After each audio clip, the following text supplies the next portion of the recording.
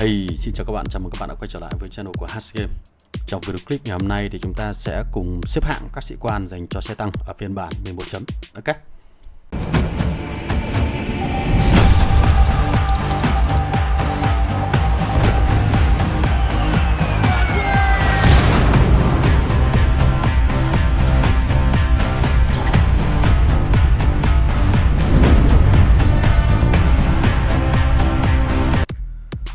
Rồi, ở đây mình đang sử dụng một cái công cụ có tên là Tier Maker và toàn bộ các sĩ quan hiện tại đang có mặt ở phần danh sách bên dưới này, và chúng ta sẽ cùng nhau xếp hạng những cái sĩ quan dành cho xe tăng theo thứ tự từ trên xuống dưới. Và trong danh sách xếp hạng này thì mình sẽ không bao gồm các sĩ quan của quầy rượu, mà chỉ bao gồm các sĩ quan mà các bạn có thể kiếm được thông qua các nguồn miễn phí. Nhớ nhá. Rồi, trước tiên là anh chàng thủ hộ sự thật. Đây là một cái sĩ quan mà chúng ta sẽ cần phải tiêu tốn tiền bạc ở trong trò chơi trong giai đoạn đầu.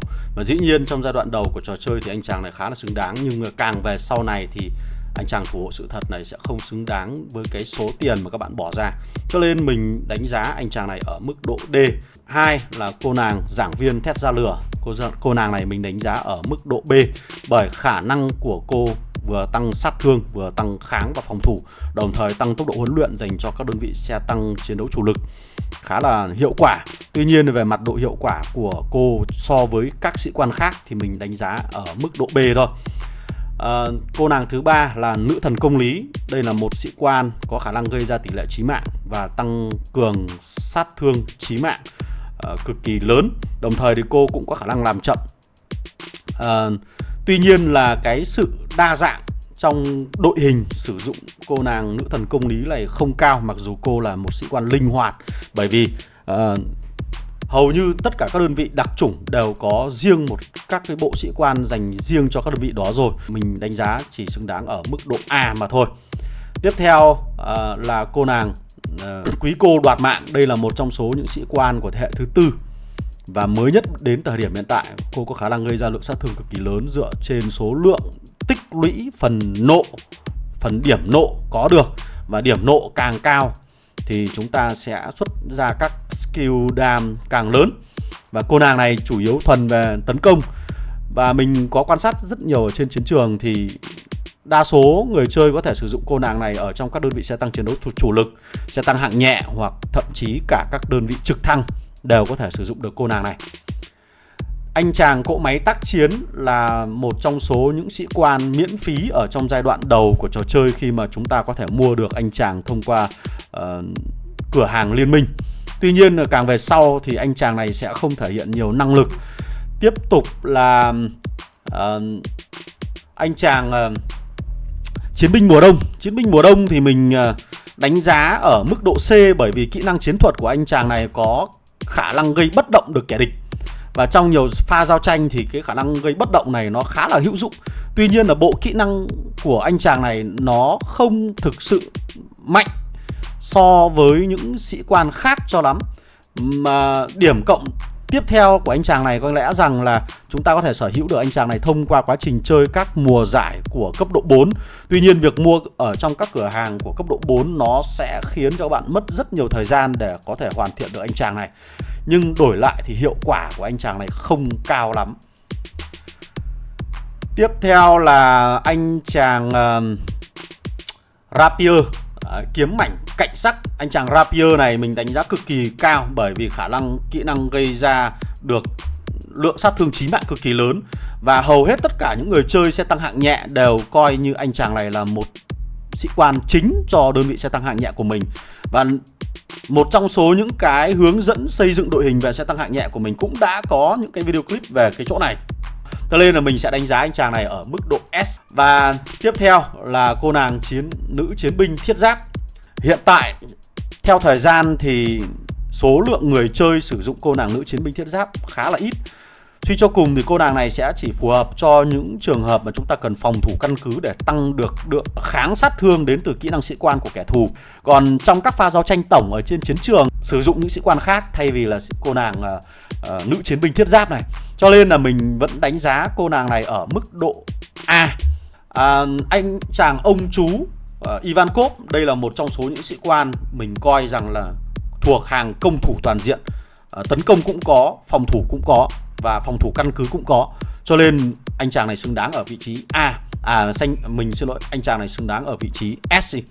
Bởi vì anh chàng này có thể được dùng cho rất nhiều các đơn vị xe tăng, bao gồm xe tăng hạng siêu nặng, xe tăng chiến đấu chủ lực, trực thăng, và thậm chí mình cũng có thấy những người chơi sử dụng anh chàng này cho xe tăng hạng nhẹ.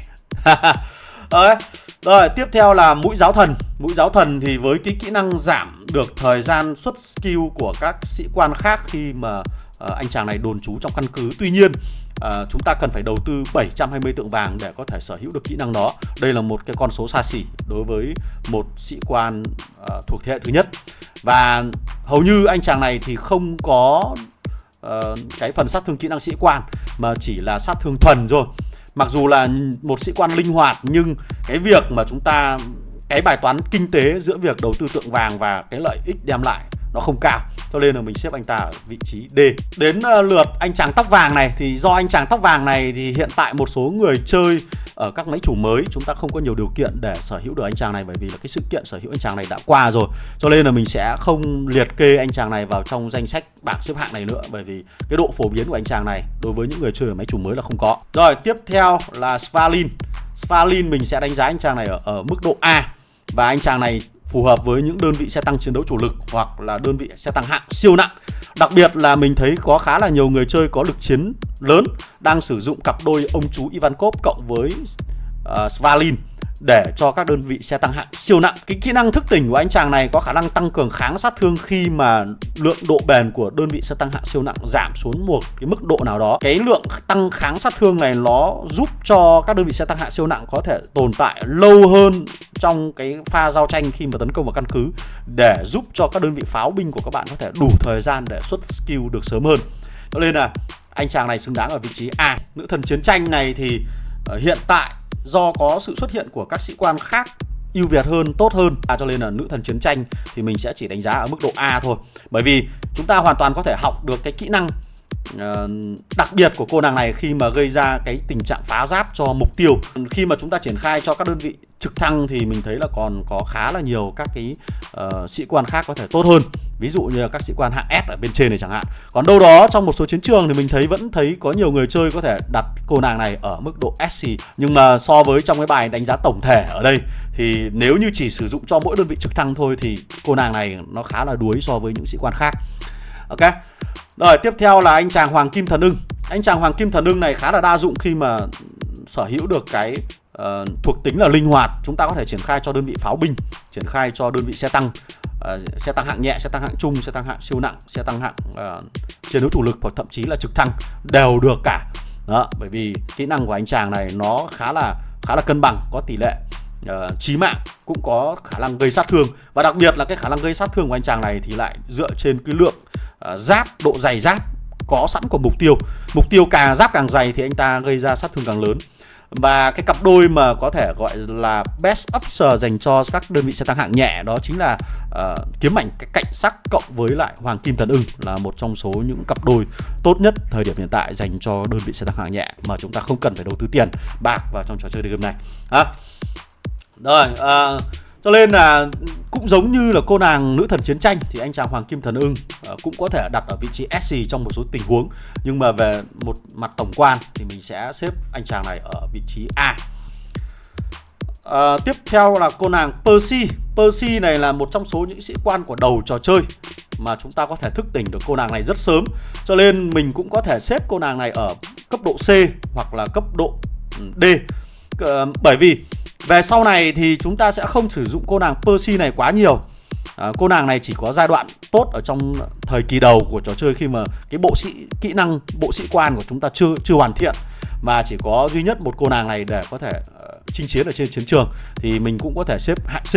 Nhưng về lâu về dài thì cô nàng này sẽ không còn hiệu quả lớn nữa ở trong các pha giao tranh.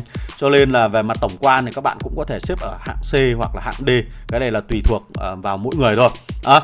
Rồi, anh chàng Cao Nguyên Thần Cáo hay còn gọi là Tử Xá Úc Châu, anh chàng chột mắt. Anh chàng này chúng ta cần phải đầu tư 720 tượng vàng để thức tỉnh nó. Cho nên là đây là một cái con số khá là xa xỉ phẩm dành cho một cái sĩ quan thế hệ thứ nhất. bộ kỹ năng cũng không có quá đặc biệt. Trong trường hợp nếu như các bạn cần thức tỉnh anh ta để ở dạng sưu tập thì chúng ta cũng có thể lựa chọn, nhưng mà về đánh giá tổng quan thì anh ta chỉ xứng đáng ở vị trí D thôi. Tiếp theo là cô nàng Marie. Cô nàng Marie này cũng tương tự như vậy. Điểm cộng lớn nhất của Marie đó chính là chúng ta có thể sở hữu cô thông qua các sự kiện nhiệm vụ hàng ngày. Còn lại thì cô cũng không có gì là đặc biệt lắm. Rồi, anh chàng mãnh hổ đạo tặc. Anh chàng này thì cũng giống như mũi giáo thần. Anh chàng mũi giáo thần. Bởi vì 720 tượng vàng cho một sĩ quan thế hệ thứ nhất nó không đáng giá cho lắm. Kỹ năng thì cũng không có gì đặc biệt. Và độ hữu dụng trong tất cả các đơn vị cũng không có. Nói chung là những cái sĩ quan này là mình đánh giá đều là hạng D thôi. Rồi, tiếp theo là cô nàng phóng viên. Cô nàng phóng viên này có một kỹ năng chiến thuật khá tốt. Đó là khả năng tăng cường kháng sát thương cho căn cứ của chúng ta. Cái việc tăng cường kháng sát thương nó sẽ giúp cho căn cứ của chúng ta cứng hơn trong các pha tấn công của đối thủ. Đó. Tuy nhiên đấy là cái điểm cộng. Và chúng ta cũng chỉ cần có 180 tượng vàng để có thể sử dụng được kỹ năng đó thôi. Tuy nhiên là khi các bạn sử dụng cô nàng phóng viên này thì chúng ta lại mất đi một slot để dành cho các sĩ quan gây ra sát thương khác. Cái này là một bài toán cân bằng. Đó.